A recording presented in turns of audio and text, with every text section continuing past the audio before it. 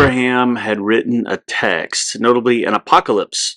That's what we'll be discussing today, a document known as the Apocalypse of Abraham and its effects upon not only Jewish thought but also Christian thought. This text is filled with heavenly visions, so similar to all other apocalyptic thought. It's about the fall of idols, really, and then judgment that would come finally in the end. And the word apocalyptic or apocalypse just simply means unveiling, as I've noted before in previous videos. And so this is sort of an unveiling. What does it look like behind the scenes? What's really going on? It gives us a sense of divine judgment. And this document certainly appealed to its audience because of the issues that the Jewish community was dealing with at the time that it was written. The only copies that exist today are in Old Slavonic, which is the Slavic languages, essentially. But it looks like the roots of it probably were Hebrew or Aramaic. It was something Western Semitic before it was translated into Old Slavonic. There's today like Old Church Slavonic. There's various other documents that are written in it as well. But the contents of it really kind of gives us a glimpse of the kind of thought that was not present during the time of Abraham, even though the document is purported to be written by Abraham. So it's not something that looks like it was written in 2000 BC. It looks like it's written in the 1st or 2nd centuries AD. So mainly because of the theological implications that are there and kind of an angelology that's present in it that really doesn't exist shortly before this time. So in 70 AD, right, the temple was destroyed and Jewish people were essentially in an identity crisis, right? What do I do? How do I define myself? The temple was sort of the center of Jewish life, right? And when I say Jewish life, I specifically mean like the Judaites, the people that were around the place of Judah, right? Because that's where the temple was. After its destruction, what are you supposed to do now? Now, there was sort of a fallback position because of the rabbinical teaching that was going on, specifically in the synagogue, right, which would have been led by the Pharisees because they were focused more on the text than on sacrifice, unlike the Sadducees and the like, who were more focused on the cult of the temple and the sacrifices that were going on in the temple. So that branch of Judaism that dealt with focusing on the text and the fact that they would claim it was better to be obedient than to sacrifice, like many of the prophets claimed, allowed them to continue essentially till today, because it's Pharisaic Judaism that survived the centuries. Within the text, there's really two main parts of it. I mean, one is Abraham's rejection of idolatry and the fall of idolatry, and the notion about why idolatry is bad. And this influences Jewish thought in a lot of ways. In fact, there are still stories told today, within some Jewish circles at least, about Abraham going into his father's workplace. His father Terah was traditionally an idol maker, and he goes in and destroys the idols, and Abraham goes in and destroys the idols. Terah comes home, finds the idols destroyed, asks who did it, and he said they did. And there's this back and forth about the fact that idols don't have the power or the ability to do that. So he'd essentially just destroyed his father's business, but it had nothing to do with spirituality. Second part is really about, it delves into the realm of angelology, and specifically Abraham is guided through these various different visions by an angel known as Yahoel, right, which is a combination sort of Yahweh and El, the name for the generic name for God in Hebrew. But there's also a counterpart there named Azazel.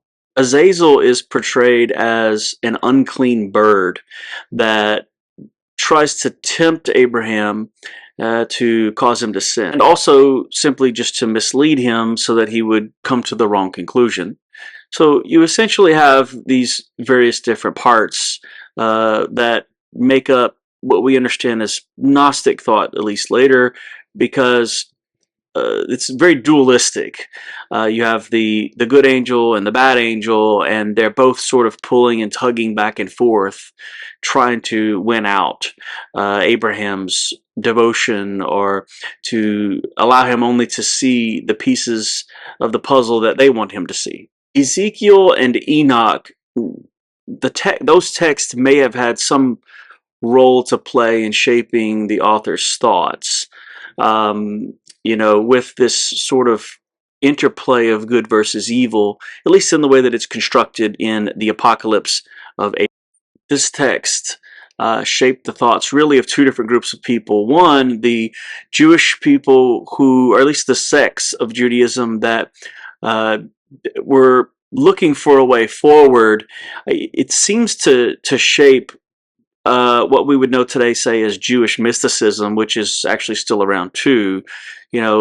Things like gematria, which is numerology, finding some spiritual significance in the numbers of letters in the text and the like.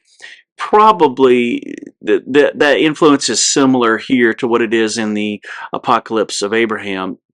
The second group are Christian groups who were caught up in the flurry of apocalyptic literature in general, who may have picked this up and also saw links to what they saw as the apocalyptic vision of the end, because certainly the text here also lends itself to God fixing things in some eschatological divine retribution, so to speak.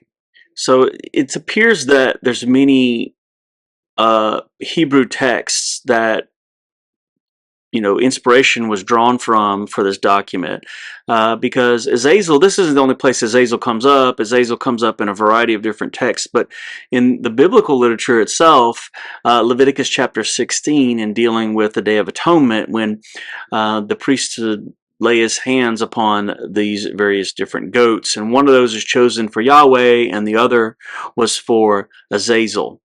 So by the time of the writing of this document, Azazel had come to be associated with an absolutely demonic figure. And in the text, the Apocalypse of Abraham, the Azazel is sort of linked to the end of days idea of trying to lead people astray before God would right the world. However, any of our understandings of this are tentative, and there's lots of debate about the place of Azazel in this text and what it really means, and because it comes down to subjective subject matter, really, right? Are these some spiritual meanings? Do they have theological meanings? How are we supposed to interpret them? Are they symbolic? Did the author regard this as a literal kind of understanding? The same things that plague essentially every one of these kinds of works. Regardless, the conclusion is that idols are bad. God would mete out divine justice at some point, and in the background behind all these things, there's spiritual warfare. And that idea of spiritual warfare will spawn many other texts like it. And that is the nature of the apocalyptic literature in general. That behind the scenes, that there's something else going on that we can't understand or that we don't have access to. And you can see in that in many ways how Gnostic tendencies could latch onto some of that and branch out in a completely different direction, which we see also in many of these apocalyptic narratives.